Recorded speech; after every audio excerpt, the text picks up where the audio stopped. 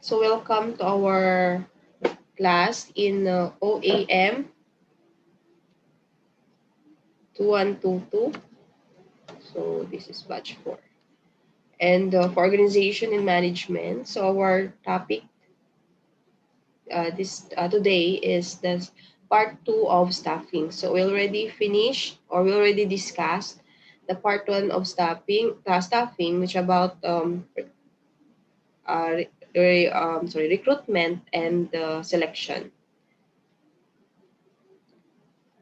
So in a capitalist system, employees are supposed to be compensated fairly for service that they render to the company. Total compensation earned by employees may consist of wages, salaries, fringe benefits in a form of profit sharing. Compensation levels of companies may differ even if they are the same type of business. That's why you cannot compare the salary of a one person to the other, even they are working in the same industry, or they are working in one industry, because there are different factors that influence their salary. So these are our topic for this day. It We are going to discuss the concept of wages and salary administration, the performance evaluation and appraisal, the employee relation, and also the employee movement, which include the promotion and transfer, and also the reward system.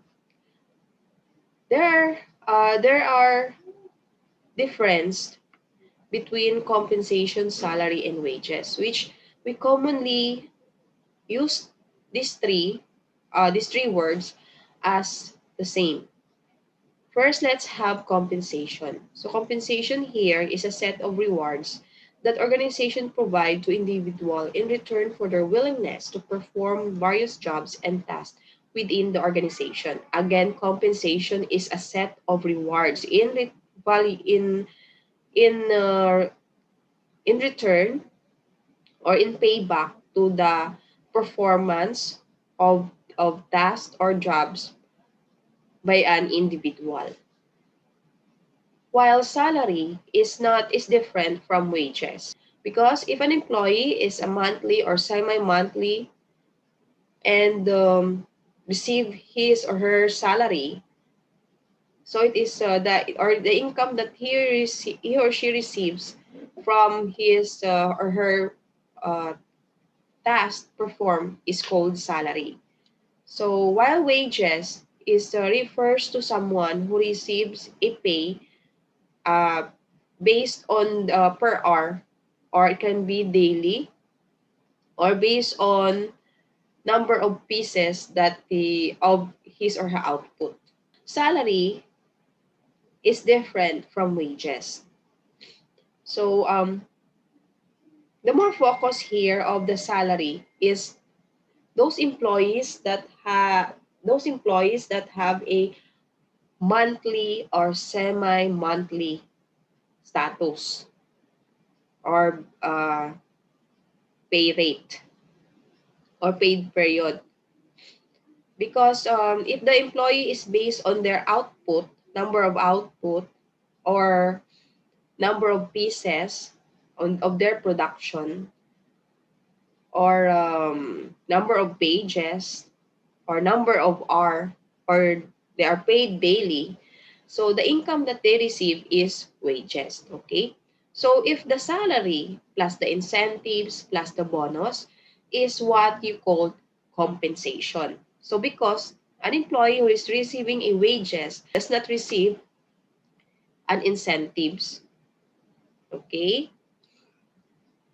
there are factors also affecting the compensation level. First, we have the attitude of the management.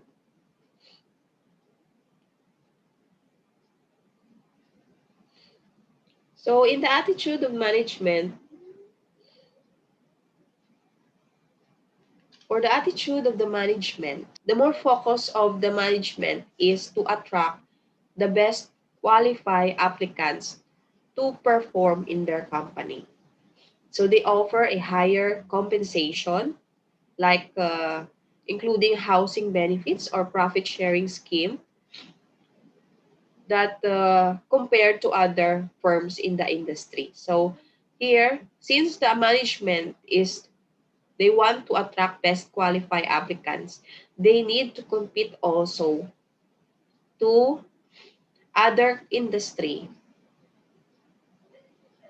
with a higher salary in order to recruit and or to pirate an employee that considered as an asset to other industry, especially their competitors.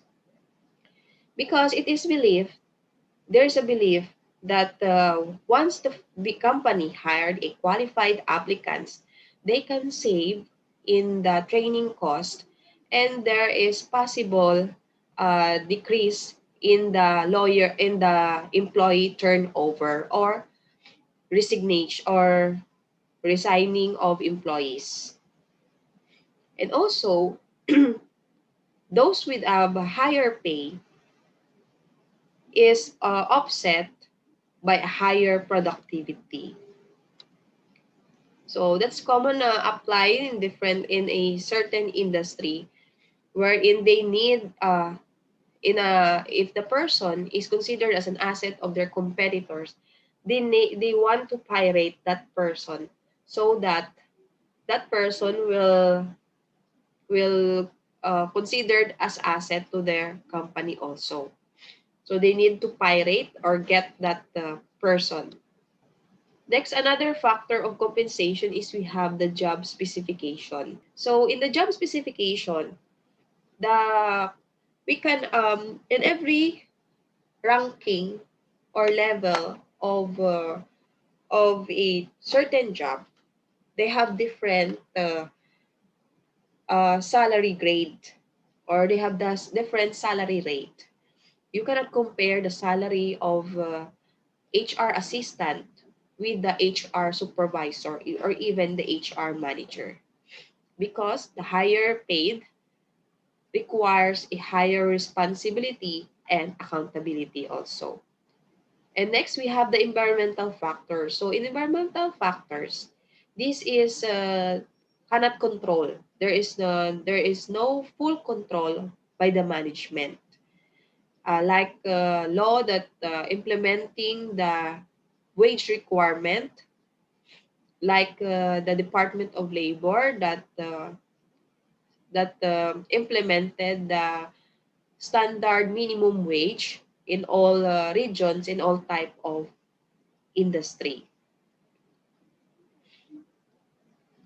So there is a minimum wage addition in the minimum wage, and also there is a cost of living allowance per month as required or mandated by the law. Another environmental factor is that we have is the law of supply and demand, thus using the supply and demand for labor. So if there is a high demand of a company in a certain position, therefore there's also high compensation level. But if that position is common or there is a there is a high supply of that position in a labor force, therefore the salary is also lower compared to those position or job that is the um, that where this a low supplies. Example of this, what happened to the supply of nurses. So there are many graduates of nursing and also considered as nurses already. However, they are affected with with the supply and demand, wherein their salary is affected. So if you notice in a private hospital, their salary rate is lower. So, and then because of the supply or high supply of nurses here in the Philippines. And also, if the government nurses also receives also a higher salary compared to private sector. But then, it measures also the number of works or tasks that they need to perform in the government hospital. So the principles in the principles of governing salary administration, we have the maintaining competitiveness, matching employee expectation, reinforcing positive employee behavior, eliminating any discrepancy, optimization of management and employee interest, and also maintaining good relationship and harmony.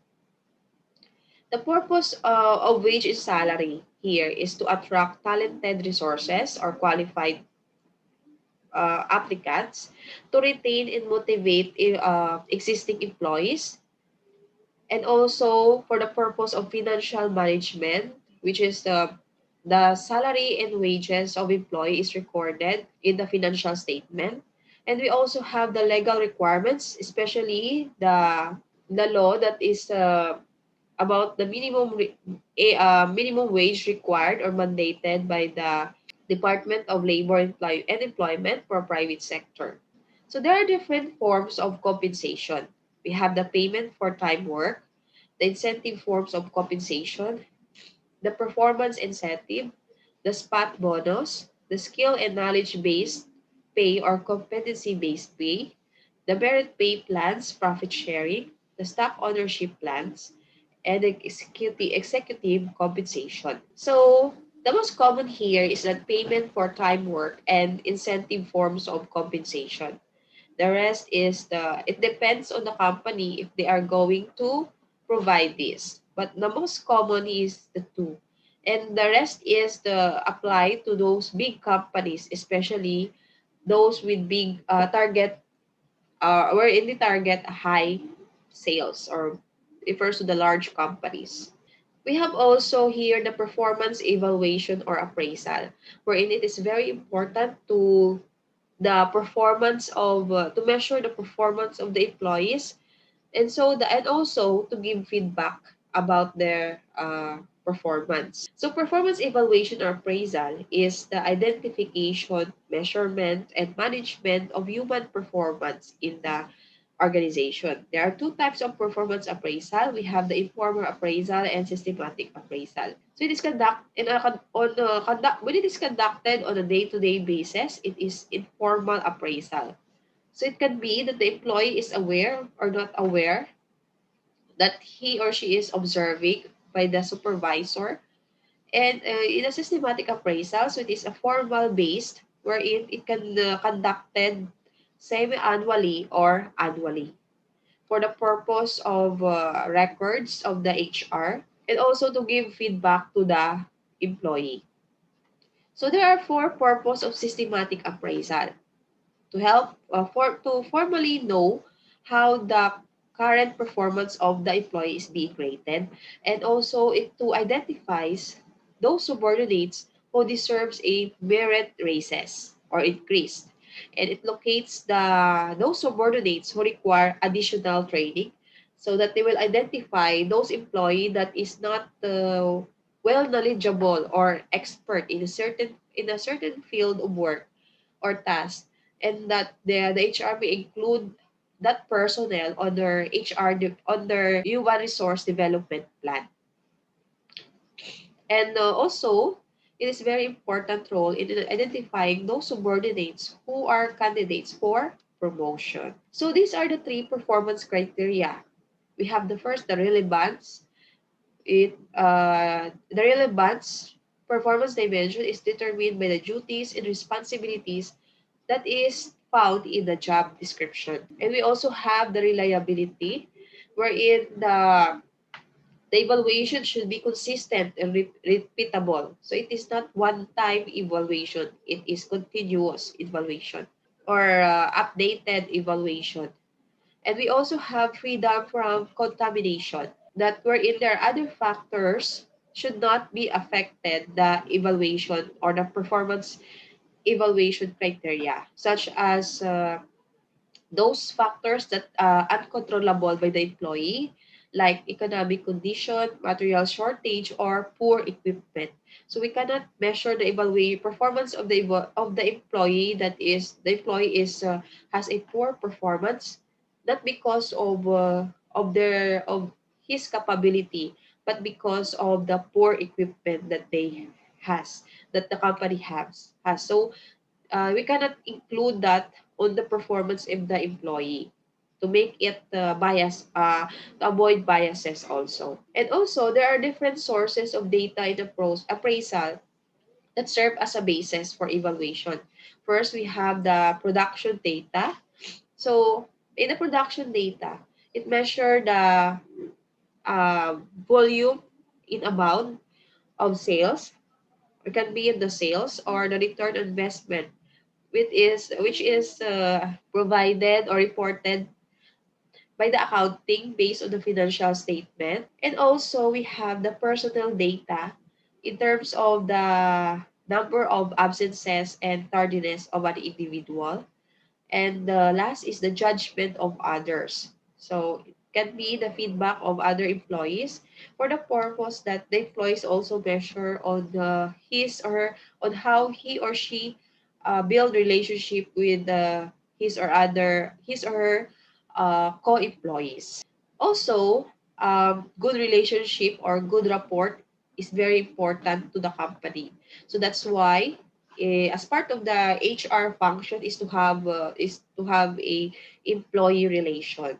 So it provides support to staff employees and supervisor regarding policies and procedure, work-related issues, mediation and conflict resolution, disciplinary process, and grievance process. So it is very important here that there is employee relation as a basis in case of there is a issue that may arise either between individual and employee or conflict between individual and or employee and in the employer, and also with the between the two employees or more, or it can be the violation of an individual in the company. So there are different employee movement here. So we have the promotion, which is upward. It is moving upward. For the transfer, it is moving the same level. And demotion, it is moving downward. And there's also separation, which is exit to the company. It can be layoff, resignation, retirement, or termination. So for promotion, it refers to the reassignment of an employee to a higher level job. It is considered also as an upward or vertical movement of employee in an organization from a lower level jobs to a higher level jobs involving increase in duties and responsibilities, and also with that high responsibility there is a higher pay also and privileges that awaits. So there are different reasons for employee promotion. So the purpose of this is for effective way to keep good or good men or considered as an asset in the firm. It also serves as a recognition and a reward for good performance.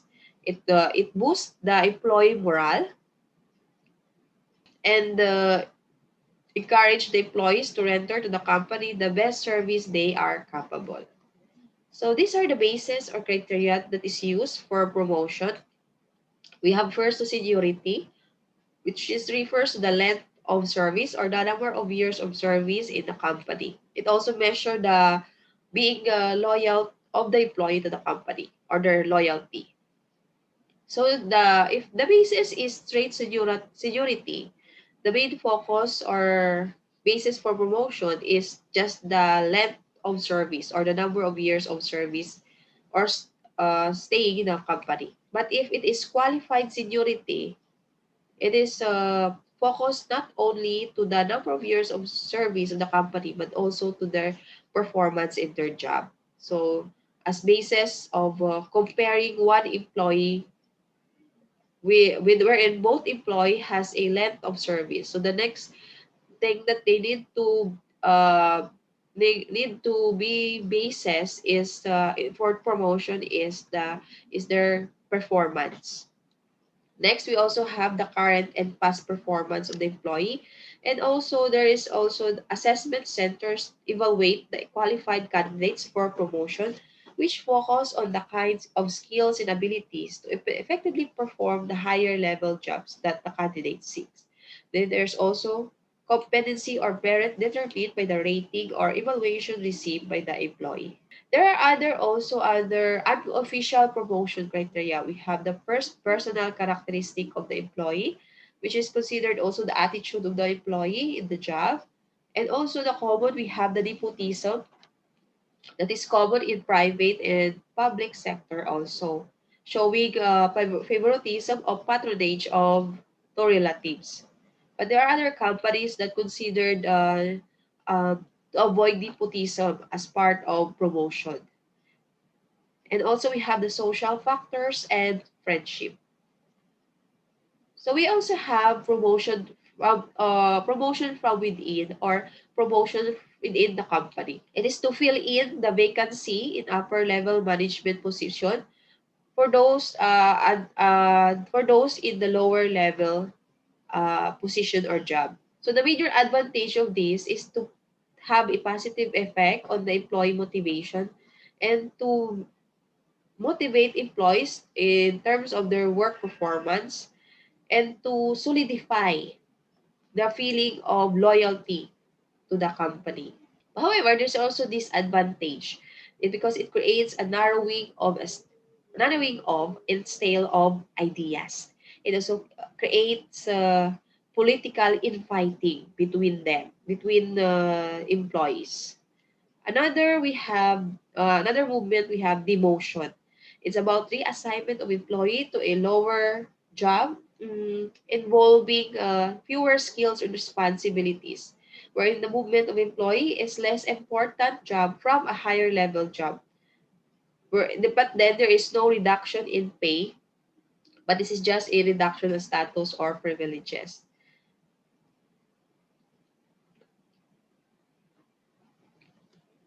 So the basis or criteria for demotion is that first, there is reorganization or company merger or business contraction that may result in a fewer job, forcing some employees to accept lower position. If there is a merger between company A and company B, and the employee one is a manager of company A, but then upon merging of the two companies, the vacant the vacant position is only example um the position of the employee in employee A is the manager. And then company A is merged with company B, and then it creates a one company. And upon assessing the vacancy, the vacant position is for upon evaluation of their credentials. Um, the only vacancy is assistant manager. So um, the manager in company A have no choice but to accept the vacancy of the new company wherein he is working or he's working now. So there is he need to accept the position of assistant manager because there is no vacancy for a manager. So there is just a demotion of the position, but there is no changes in their salary.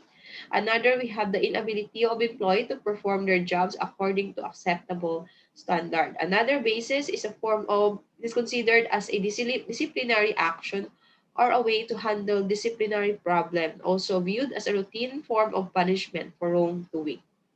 So if the employee is working as a accounting supervisor and found out that he violate not so grave offense, so it can be light offense only, but it results to conflict with his co-employees and also the company. So the company give a second chance to that employee. So there is a so that employee, as part of as part of the disciplinary action of the company, he demoted to a lower position. So he assigned to a instead in the accounting, he assigned to a marketing assistant.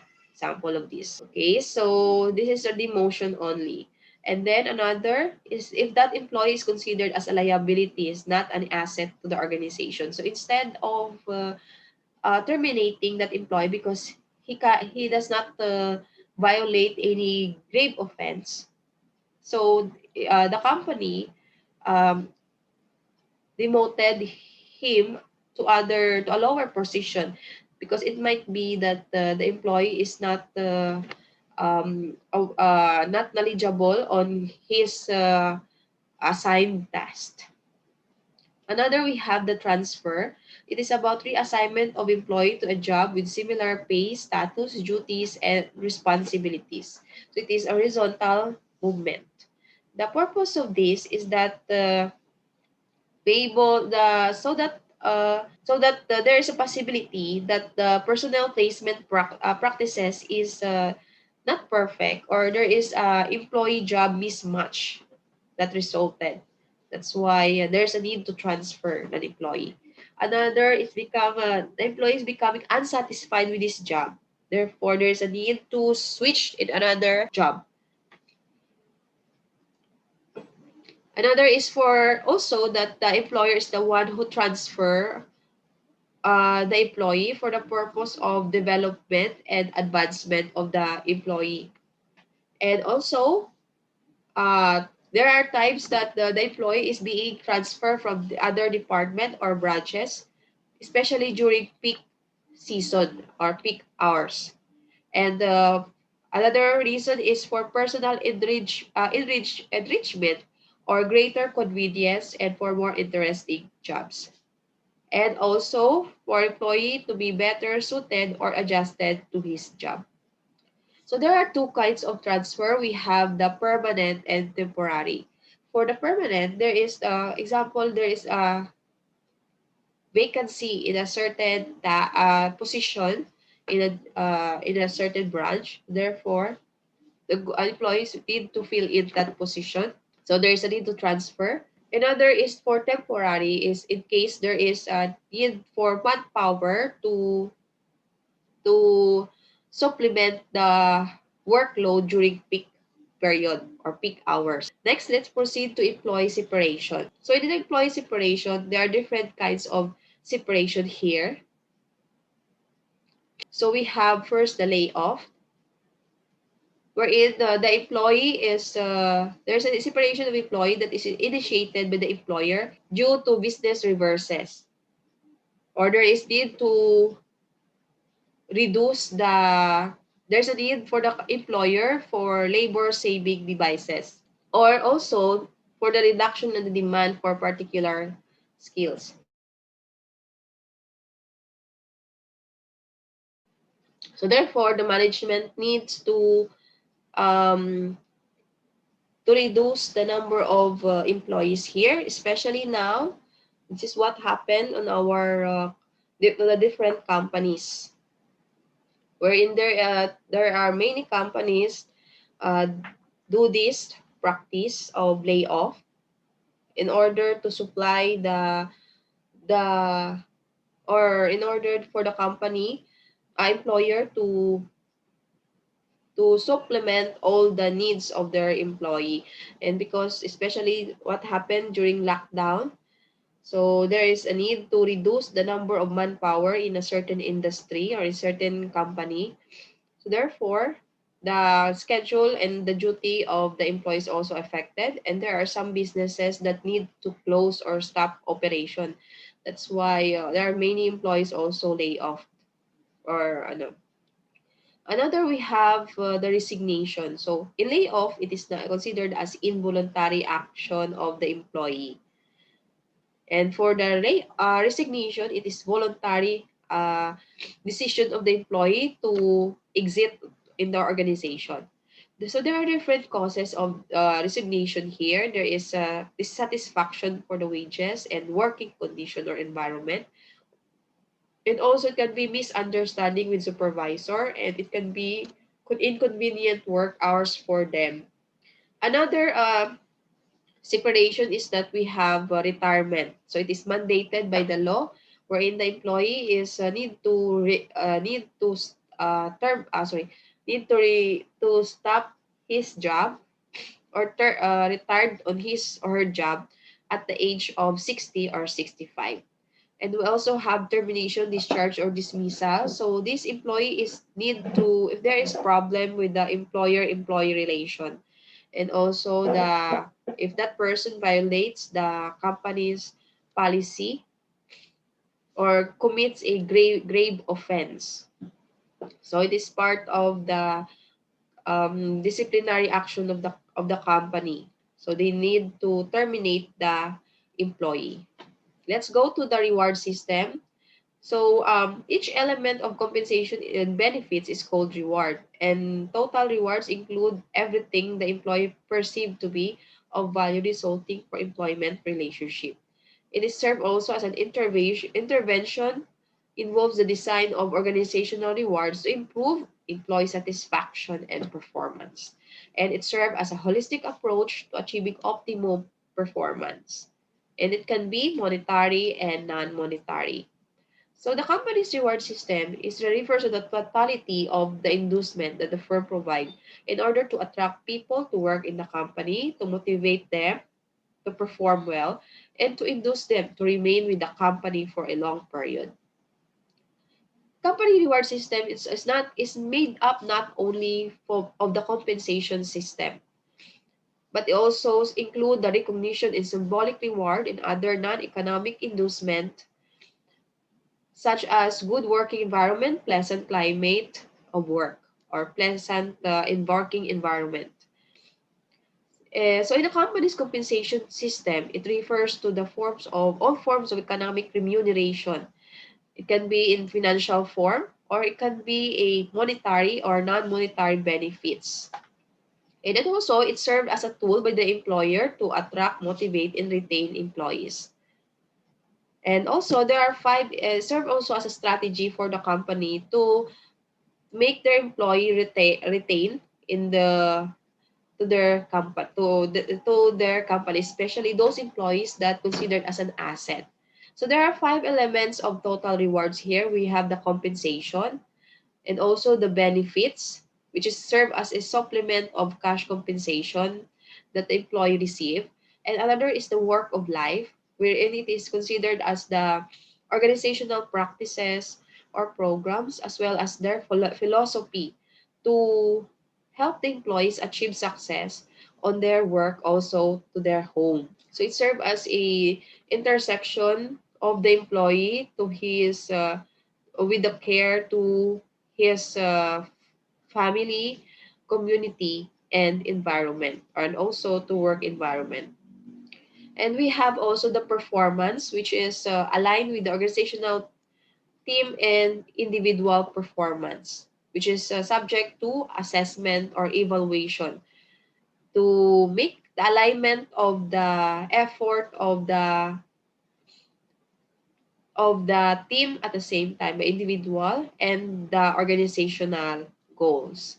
And also it also is recognition. So recognition can include the verbal trophy or true trophies, certificate of appreciation or plaque of appreciation, a free dinner, or can be done through providing a free ticket movie to that individual as part of motivation. And we also have developmental opportunities, wherein it is a set of learning experience designed to enhance employees' applied skills and competencies. So development engages employees to perform better and leaders to advance their organization people strategies. And also career opportunities, which makes the employee advance in their career goals and to have a career path as a guide in terms of to make them more responsible in the position wherein they are assigned. And also it also support the employee career opportunities to make them deliver their greatest value of organization. Okay, so that's the end of our topic for staffing.